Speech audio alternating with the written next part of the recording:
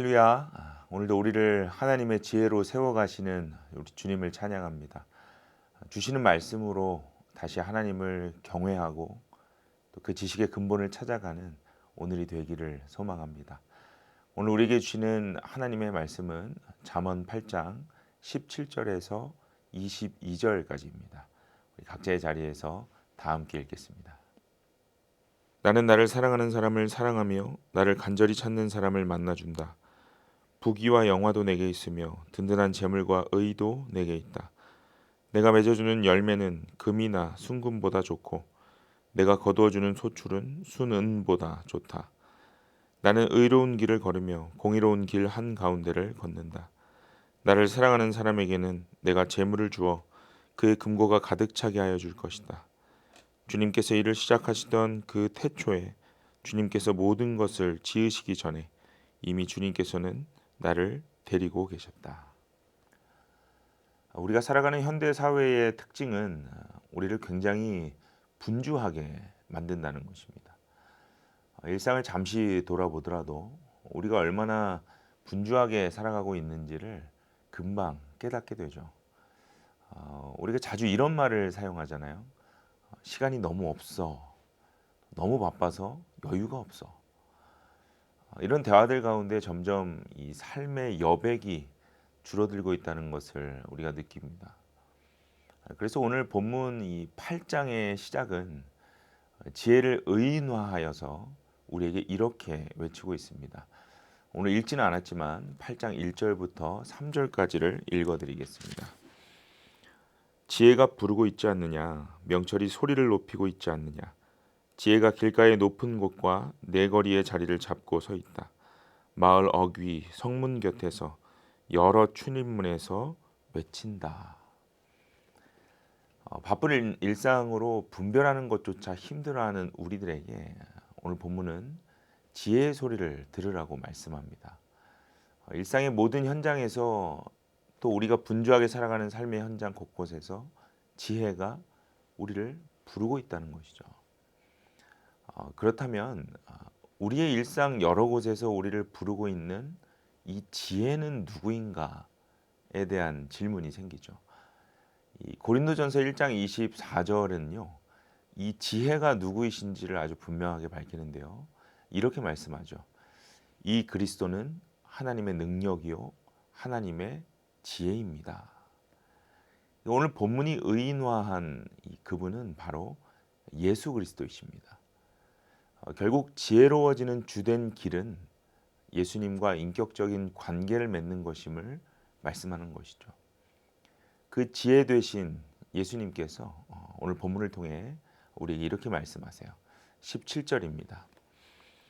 나는 나를 사랑하는 사람을 사랑하며 나를 간절히 찾는 사람을 만나준다. 오늘 지혜로 나타나신 주님은 우리에게 가장 먼저 주님을 사랑하는 사람을 사랑하신다라고 말씀합니다. 또 나를 간절히 찾는 사람을 만나주신다라고 말씀하셨어요. 사랑을 표현하는 단어 중에 이 에로스라는 단어가 있습니다.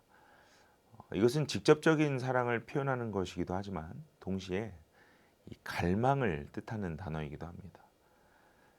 사람은 누구나 갈망을 가지고 살아가죠.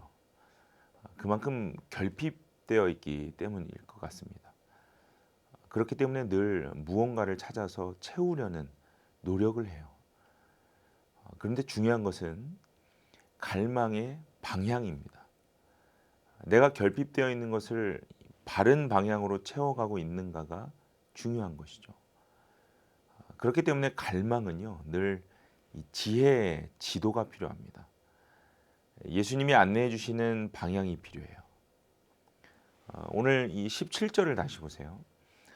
우리는 지혜이신 주님을 늘 사랑하려고 노력을 합니다. 그리고 주님께 내 안에 갈망을 표현하고 그것을 이루기 위해서 적극적으로 주님을 찾죠. 그러나 문제는 바른 방향으로 주님을 찾고 있느냐에 대한 것이에요. 대부분 그렇지 못하죠. 우리 삶의 대부분은 내 목적과 방식대로 주님을 끼워 맞출 때가 더 많습니다. 18절을 보세요. 좀 더 구체적으로 표현하시는데요. 부귀와 영화도 내게 있으며 든든한 재물과 의도 내게 있다라고 말씀합니다. 분명 지혜자는 부귀와 영 그리고 재물을 줄 수 있는 존재라고 말씀을 해요. 우리가 그렇게 구하는 모든 것이 주님께 있다라고 말씀했습니다. 그런데 그것이 최종 목표가 되면 안 된다라고 말씀하고 있어요. 이어지는 19절입니다. 내가 맺어주는 열매는 금이나 순금보다 좋고 내가 거두어주는 소출은 순은보다 좋다라고 말씀해요. 우리는 늘 이 지혜자를 향해 우리가 바라는 최종 목표를 갈망으로 표현하지만 지혜자 되시는 주님은 그 목표와 방향을 바르게 바꿀 수 있어야 한다라고 말씀합니다. 성공이 뒤따를 수도 있고 또 때로 그렇지 않을 수도 있지만 그것이 중요하다는 것이 아니에요. 성공을 최종 목표로 보는 것이 아니라 그 과정 속에 지혜자를 갈망하고 그분과 깊이 교제하며 그분이 이루어 가시는 열매와 공의를 경험하는 것이 더 중요하다고 말씀했습니다. 내 앞에 어떤 금은 보화가 넘치게 보여도 그것에 지배당하지 않는 사람이 지혜로운 사람인 것입니다. 그래서 오늘 마지막 22절을 함께 보세요. 22절에 이렇게 말씀하죠. 주님께서 일을 시작하시던 그 태초에 주님께서 모든 것을 지으시기 전에 이미 주님께서는 나를 데리고 계셨다. 지혜자와 살아가기를 소망하는 사람은 결국 어떤 삶의 방향을 갈망하는가? 22절의 말씀처럼 창조주이신 주님이 나를 데리고 계심을 갈망하는 사람이 바로 지혜로운 사람입니다. 주님이 나와 함께 계심을 가장 바라고 그것을 원하는 삶. 결과보다 과정 속에 주님의 마음과 성품을 담기를 원하는 사람을 지혜로운 사람이라고 말씀하세요. 이 세상에서의 성공과 또 부귀영화를 목표로 살아가지 않기를 바랍니다.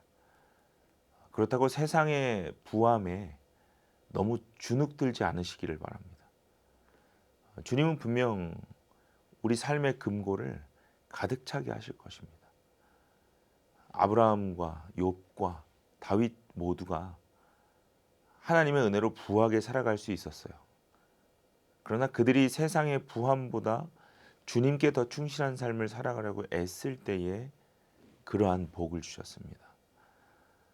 오늘 우리는 지혜자이신 예수님과의 관계에 더 집중하고 그 관계 속에 주시는 영적 부요를 갈망하는 삶이 되기를 소망합니다. 오늘 그렇게 주님과 깊이 교제하는 하루 되시기를 간절히 소망합니다. 함께 기도하겠습니다. 하나님, 지혜자로 우리에게 오셔서 어떻게 삶의 방향을 잡아 살아가야 할 것인가를 말씀하시니 감사합니다. 우리 시선이 늘 세상이 말하는 부와 영광에 집중되어 있다면 오늘 말씀을 통해 그 과정 속에 나와 함께 하시는 하나님을 볼 수 있는 지혜를 허락하여 주옵소서. 분명 지혜자 되신 예수께서 우리를 가장 선한 곳으로 인도하고 계시는데 때로 자칫 흔들릴 때마다 다시 이 말씀을 기억하여 지혜자 되신 예수님을 더 깊이 묵상할 수 있게 하여 주옵소서. 오늘 하루도 그렇게 내 안에 놓여진 많은 삶의 일들을 지혜로 또 지혜자 되신 예수님과 감당할 수 있는 우리 모두가 되게 하여 주옵소서. 예수님 이름으로 간절히 기도드립니다. 아멘.